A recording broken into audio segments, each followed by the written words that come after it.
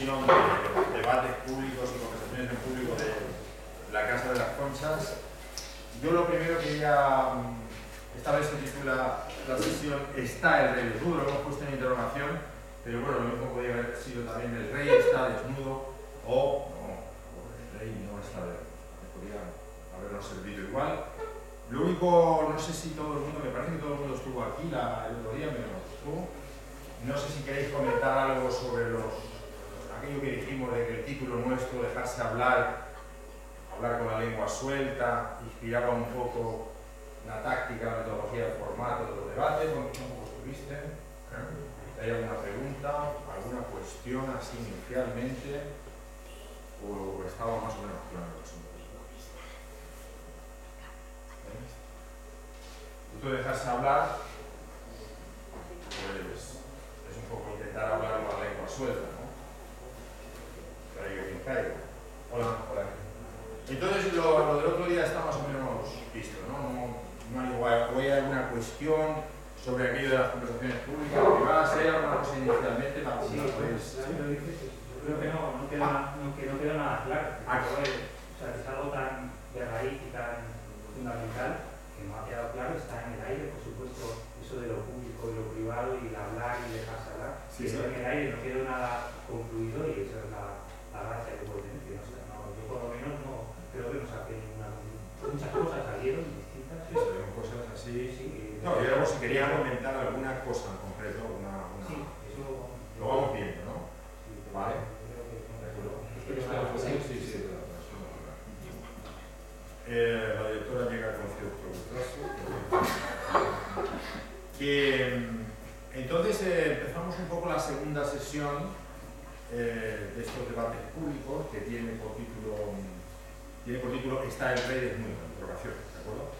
Por supuesto, ya dije el otro día que no íbamos a hablar de él, no íbamos a hablar del rey, pero sí de otro rey, un rey moro, o sea, de la época de los moros, para ver cómo hemos progresado, que es el rey este tan, ¿cómo diría yo?, tan acuciante del cuento de don Juan Manuel, hay un libro que se llama el don Juan Manuel, el conde Lucanor y su consejero áurico Patronio. Este conde Lucanor me llama mucho la atención a mí porque es un ejecutivo, digamos, medieval y tiene solamente un consejero. O sea, que no tiene como los ejecutivos de ahora un gabinete de estos de 200 o 300, sino uno solo.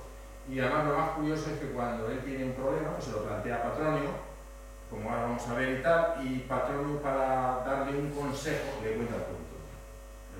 Por ejemplo, en este caso le llama a Patronio y le dice: oye Patronio, resulta que han venido unos hombres y me han dicho que tengo un negocio entre manos de estos fantásticos, ¿no? Porque el negocio siempre ha habido en todas las épocas, con la única condición de que guarde todo en secreto, es decir, que lo lleve todo en secreto.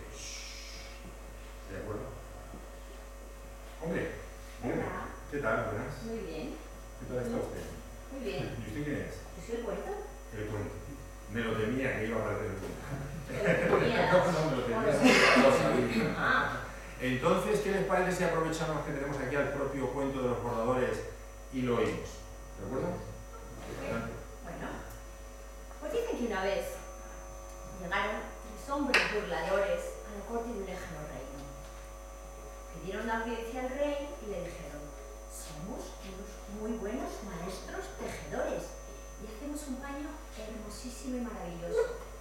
Porque todo el hombre que es hijo del padre, quien dice que tiene, puede verlo. Pero los hombres que no son hijos de los padres que ellos dicen y que la gente reconoce, no pueden verlo. A mí le gusta mucho esto, y dijo: mira qué ocasión, con este paño yo voy a enterarme de mis súbditos, de quién es el hijo, de quién dice y de quién no. Y me quedo con sus riquezas, porque claro, las cosas no se pueden heredar de un padre si no tiene sus verdaderos hijos. Entonces a estos hombres les dio un palacio, les dio mucho oro, mucha plata, mucha seda, y les dijo: venga, empezad el trabajo. Y efectivamente los maestros tejedores fueron al palacio, instalaron sus telares y hacían como que todo el día estaban tejiendo y tejiendo y tejiendo.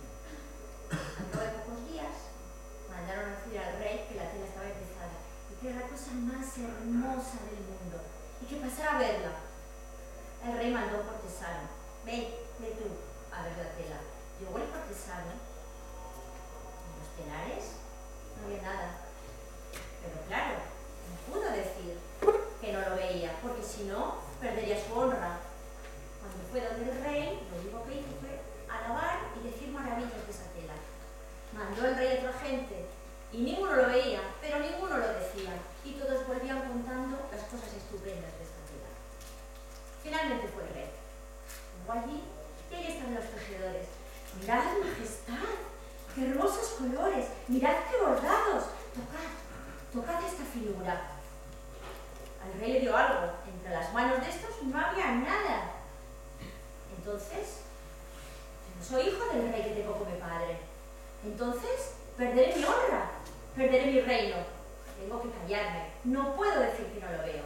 Al contrario, empezó a loar y a alabar esta maravillosa tela, este paño estupendo. De esta manera, consiguieron engañar al rey y a todos los que le mandaban, porque nadie se atrevía a decir que no lo veía para no perder su honra. Pasaron los días y tenía que haber una fiesta en el gran reino. Todos me dijeron: Majestad, haced una vestimenta con el paño maravilloso. Llegaron los tejedores, tomaron las medidas del rey y le prometieron el hábito más bello que jamás hubiera existido. Llegó el día de la fiesta. Llegaron los tejedores con el vestido preparado. Le vistieron al rey. Cuando terminaron, el rey se miró y no tenía ninguna vestimenta, pero cayó como habían callado todos. Y así, en pompa magna, a lomos de su caballo, recorrió todas las calles de su villa. La gente lo veía, y lo veía venir así, pero como sabían que si no veían el paño no eran hijos del padre que tenían, todos callaron para no perder su honra. Hasta que un palafrenero, uno que guardaba el caballo del rey y que no tenía nada que perder, se acercó hasta su majestad y le dijo: Señor, a mí no me importa nada que mi padre sea el que dicen o el que no dicen, pero usted, vos, majestad, o yo soy ciego, o desnudo vais, señor. Cuando el palafrenero dijo esto, las gentes que lo oyeron empezaron a murmurarlo y empezó todo el mundo a decirlo. Esto llegó hasta los oídos del rey, hasta los oídos de los cortesanos, y así conocieron la verdad y se dieron cuenta del engaño. Pero a buscar al palacio a los 3 embaucadores que habían desaparecido con el oro, con la plata, con las sedas, dejando todo el mundo engañado y con un palmo de nariz.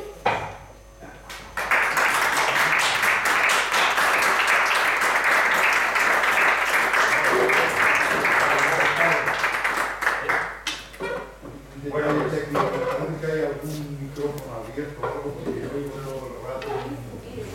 Dicen aquí que hay como algo que se oye, algo, un micrófono abierto, no sé qué. Bueno, pues nada, ya hemos escuchado el famoso cuento, que a mí me parece un cuento magnífico, el cuento este de los voladores.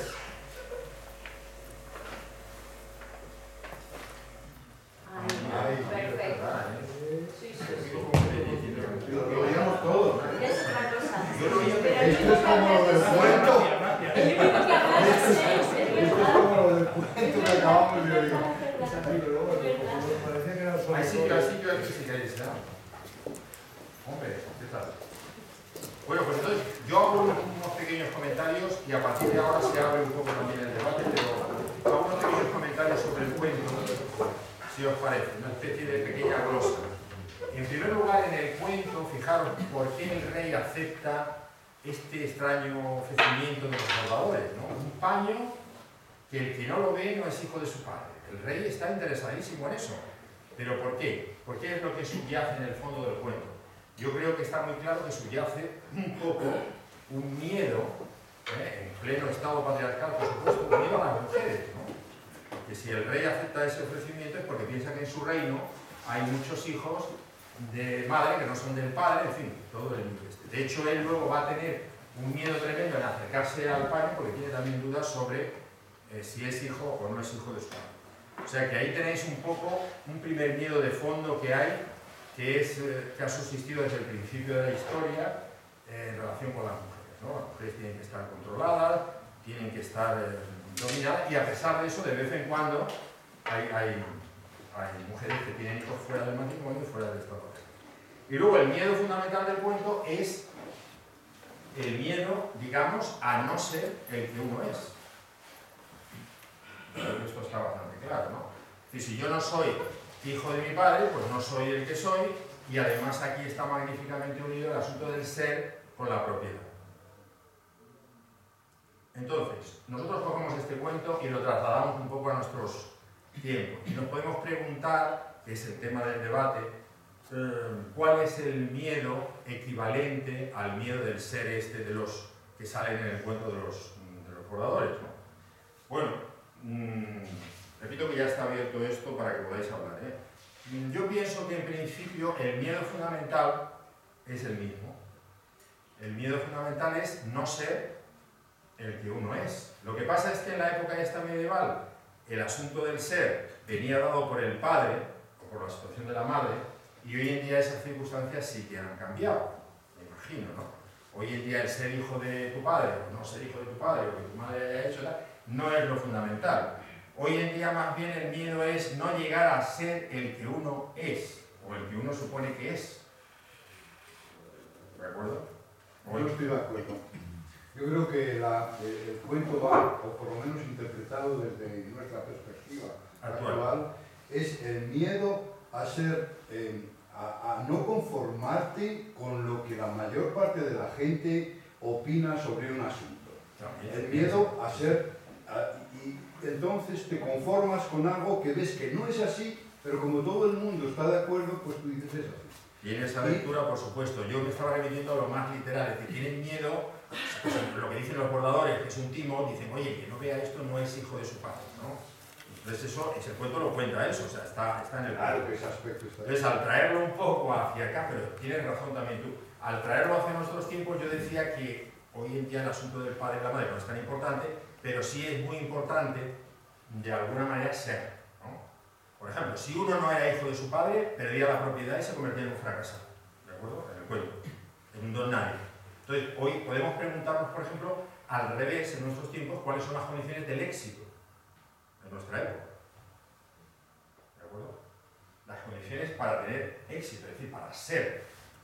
Para eso yo había planteado un asunto, por ejemplo, podríamos intentar imaginarnos aquí delante las distintas pirámides del poder, o, por ejemplo, la del poder político, la del poder económico, económico-financiero, la del arte, la de la cultura, y bueno, pues eso, imaginaros que están aquí, nosotros miramos a la base de esas pirámides, ¿y qué es lo que vemos? ¿Qué vemos en la base de la pirámide? Las ganas de trepar. Las ganas de trepar, sí, pero eso es muy abstracto. Lo que vemos son tropecientos mil tíos allí, o señoritas, lo que sea, ¿no? Mortadelos y mortadelas que están dispuestos a trepar por la pirámide de Tur, ¿no? La pirámide de la política, la pirámide de la cultura o la pirámide de lo que sea, ¿de acuerdo? Ahora nos podemos preguntar, ¿cuáles son las armas de estos aspirantes a ejecutivos?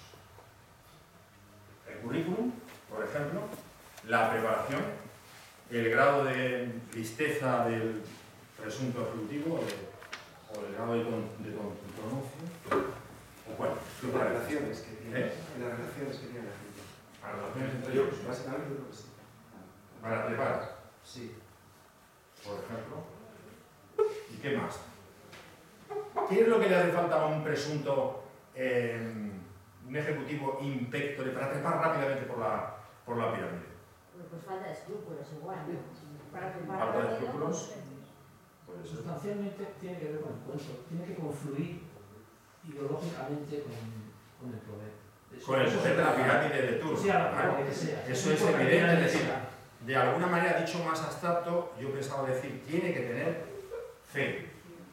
Fe en la pirámide de turno. Por ejemplo, imaginaros, ahora en vez de ejecutivo por ejecutivo, uno a uno, imaginaros un país de presuntos ejecutivos o de presunta gente que está subiendo. Por ejemplo, la esencia de las mandangas y de las monsergas estas económicas con las cuales nos dan la paliza todos los días a los medios es que tengamos fe. ¿De acuerdo? Si nosotros tenemos fe, es decir, nos creemos lo que dice la autoridad correspondiente, pues en este caso, que voy a decir, pues la Troika, el presidente, el ministro de Economía y tal, inmediatamente tenemos que creer. Inmediatamente, dicho de una manera muy literal, la prima de riesgo baja.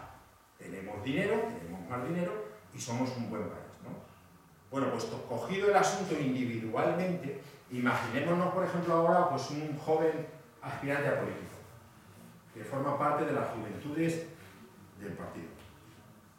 ¿De acuerdo? Está empezando a subir, o lleva un rato subiendo. ¿Qué es lo más importante? ¿El currículum, la tontonancia, la listeza o la fe? ¿Qué os parece a vosotros? ¿La fe? Yo es que creo que puede subir gente sin tener ninguna fe en el partido o lo que sea. Es una opinión. Yo creo que la fe. Yo creo que la fe le llamo yo, voy a aclarar un poco, a creerse, como decía el padre Astete en los catecismos, creer lo que no vemos. Sí. ¿Eh? Puede subir gente por la pirámide sin fe. Yo creo que brilla por su ausencia. ¿Qué os parece eso? Sí, yo creo que sí, que puede subir la gente sin fe, pero después puede pasar un problema, y es que cuando va llegando al poder se lo va creyendo y va adquiriendo esa fe muchas veces. Otras veces puede que no, puede que haya cambiado, pero en un primer momento sí que es verdad que no hace falta tanto. Pero yo os pongo un ejemplo, ahora de la... Por ejemplo, un joven aspirante a político dentro de las juventudes del partido que sea, si no tiene fe, de entrada, según lo que yo veo, empieza a manifestar. ¿Fe en qué? Porque esto es lo conjunto de lo que está diciendo. Bueno, ¿Fe en qué? Fe un poco, digamos, lo voy a decir así simplificadamente con un tópico, en la filosofía del partido. O por ejemplo en lo que hace el jefe. Pero un momento, acabo. Si este señor empieza a trepar y empieza a manifestar dudas, digamos, hamletianas, esto o no esto, sobre lo que hace el partido, la política del partido, estoy hablando de un partido político, o lo que hace el jefe, o lo que deja de hacer, ¿a vosotros qué os parece? ¿Que sigue trepando por ahí? No, es que nunca va a manifestar sus dudas, siempre va a subir y va a aparentar tener fe, la apariencia de fe. Pero tú dices eso. Yo creo que corresponde una apariencia de fe con una falta de fe. O sea, hay un fingir la fe que no se tiene, porque es muy difícil tener fe. Y luego a lo mejor ocurriría lo que dice nuestro amigo, que a medida que vas subiendo te vas creyendo las cosas. ¿Podría ser o no? ¿Te parece así? Que a medida que vas subiendo... No, en absoluto. Yo creo que cada vez menos. Yo creo que cada vez menos. O sea, a medida que vas subiendo se va a dar cuenta de cuál es realmente el contenido y entonces ante eso, pues... Venga. No, yo opino que es el tema de la diplomacia, es decir, la falsa fe, la falsa sinceridad, la falsa transparencia que a veces se convierte en astucia para llegar a un sitio determinado. Es decir, no es totalmente transparente, sino que escalas a través de recovecos, como la serpiente.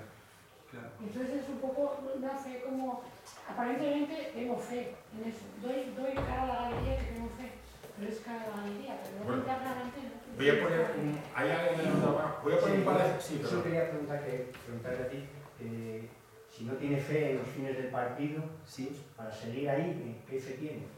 No tiene yo creo que... la fe personal, el dinero... Sí, yo creo que es como... Hay alicientes que tienen las personas, intereses, que tienen que ver a lo mejor con la autorrealización, con mostrarse ante los demás como una persona de éxito, el dinero, la religión. Todo eso no es parecido, al final no tiene... Es parecido, exactamente. Yo cuando digo fe, tú ten en cuenta que yo he dicho, el que tiene fe, tiene crédito, tiene dinero y tiene poder.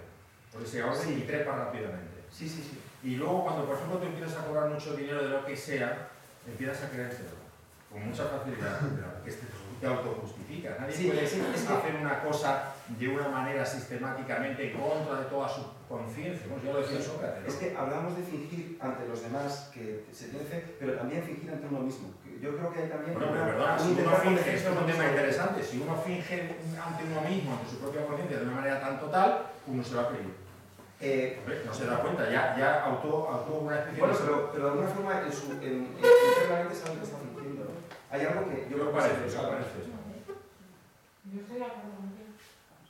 Bueno, el otro día ya dijimos que había una contradicción y que nadie es capaz de dejarse a la parte suya más repugnante en casa viendo intereconomía, sino que todos venimos con las dos partes aquí, y yo creo que en la pirámide también hay esa contradicción, y no hay ningún problema en considerar que el que sube por la pirámide y baja y sube y baja, pues está también sometido a esa contradicción, subiendo por la fe y atascándose por la falta de fe. Pero luego puede ser que uno aparentemente en una pirámide esté subiendo como tú te los imaginas, siendo así muy malos y ocultando sus verdaderas intenciones, pero probablemente lo que le interesa es otra pirámide en la que sí tiene fe. ¿Y cuál podría ser esa pirámide? Esa pirámide, por ejemplo, uno puede meterse en el Partido Popular y efectivamente lo que le interesa es el dinero, o el PSOE, me da igual. Lo que le interesa es el dinero, lo que le interesa es la pirámide del dinero. Pero bueno, al final el dinero, la fe y el crédito, el premio, acordaros que en la antigua religión, el antiguo sistema, la fe era una cosa para llegar a algún sitio, ¿no? Fe es creer en lo que no vimos, pero ¿para qué? Para llegar al cielo, creer en Dios Padre, el credo. Yo creo que hay un matiz también a la fe. Tú lo has definido como creer en lo que no se ve, pero es que... No, yo no, el Padre, el catecismo. Bueno, lo has repetido ahora, lo entre comillas, y es así te lo digo yo. Yo creo que hay otra cosa que se llama confianza, que es creer en los que en parte sí vas viendo. Yo creo que eso de que no veo, utilizo siempre subterfugios, todos los de los partidos políticos son unos trepas. Yo creo que la ambición, si es saber más de una cosa, hacer una cosa mejor, hacer excelentemente una cosa, es una cosa esencial para la persona, para progresar, para ti y que remetan los demás. No creo que, por definición, y todos los del Partido Popular con los que yo no tengo nada. ¿Quién habla aquí del Partido Popular? Yo no he dicho eso. Es que somos un grupo. Un joven aspirante más amplio que tú. Es lo mismo el Partido Popular que el otro partido, que me refería a un joven intentando trepar al principio, digamos, dentro de las juventudes del partido y manifestando muchas dudas o no.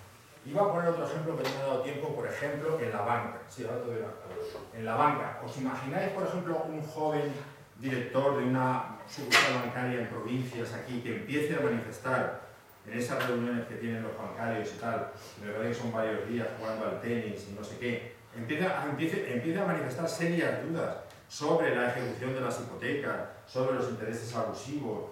Ese señor, ¿qué le pasaría en la pirámide a este tío? Vamos, yo creo que de entrada se quedaría solidificado completamente en el puesto, en el sitio donde está. Si no, se cae hasta una ventanilla y se queda de estampillador de ventanilla para los restos de su vida.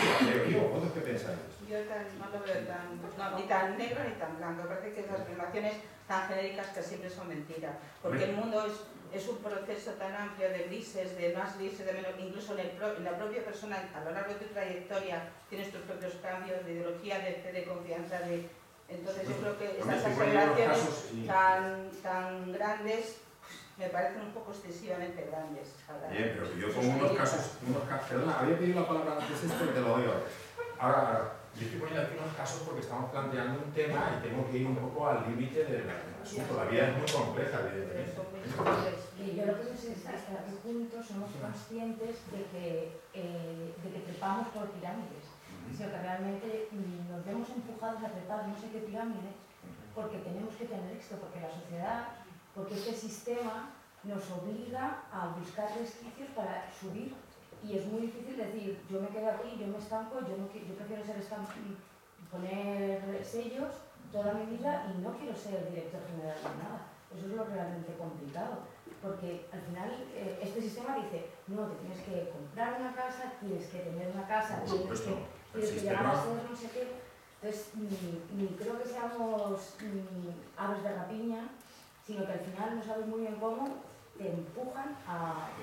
Estamos siendo empujados a... Nadie ha dicho nada aquí de lo que estamos diciendo es lo que pasa, lo que ocurre, ¿no? Lo que está ocurriendo, ¿no? Que a lo mejor este grupo mismo es una pirámide y todos estamos escalando. Aquí. Claro.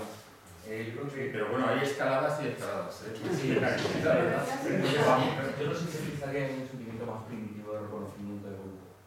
Bien. Un segundo y te doy la palabra que espera pedido de tiempo. Yo creo que estamos cerrando un poco el cuento. Yo creo que el cuento no va de fe, el cuento va de falsedad y de hipocresía. Si nos metemos con la fe, nos vamos a meter en un fregado, en un laberinto bastante importante. La fe en general, no fe religiosa. Ninguna actividad humana, menos relacionada con el conocimiento, puede realizarse en ausencia total de fe. Bien, está bien. Entonces yo propongo que por hoy nos hablamos de la fe y nos vayamos un poco con los grandes montajes basados en la falsedad y en la hipocresía. Porque los ejemplos que habéis puesto del partido político, sea uno, sea otro, del banquero, sea uno, sea otro, van por ese camino. ¿De la fe? No, de la hipocresía y de la falsedad. Porque de la fe, por ejemplo, otras actividades humanas, de sociedades primitivas, el niño que aprende a pescar, que le ayuda a su padre a pescar, entonces dice, no tengo fe, y se quedan sin comer, y se hunden. Claro, la fe es algo pero un fundamental. segundo, que no te lo sientes si quieres, pero que yo me refiero que no hay una cierta relación entre la fe y la hipocresía. No, la fe tiene en estos momentos muy mala fama, pero no hablo de la fe religiosa. No, pero es que la fe es la fe, religiosa, social, personal, etc. Por eso es un tema demasiado complicado.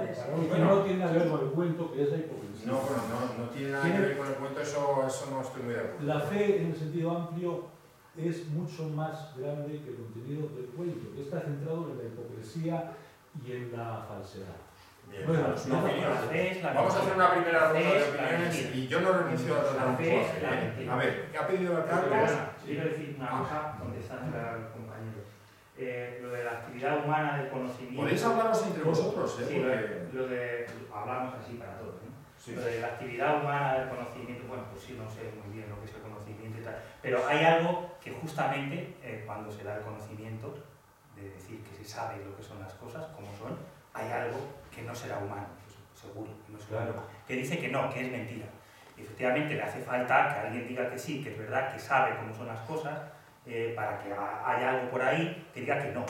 Entonces eso, que es la falta justamente de fe, es lo que va en contra, pues no será humano, ¿no? Pero vamos, que la gracia está a lo mejor en que dejemos de ser tan humanos y eso, ¿no? No, pero hay un sentimiento a veces...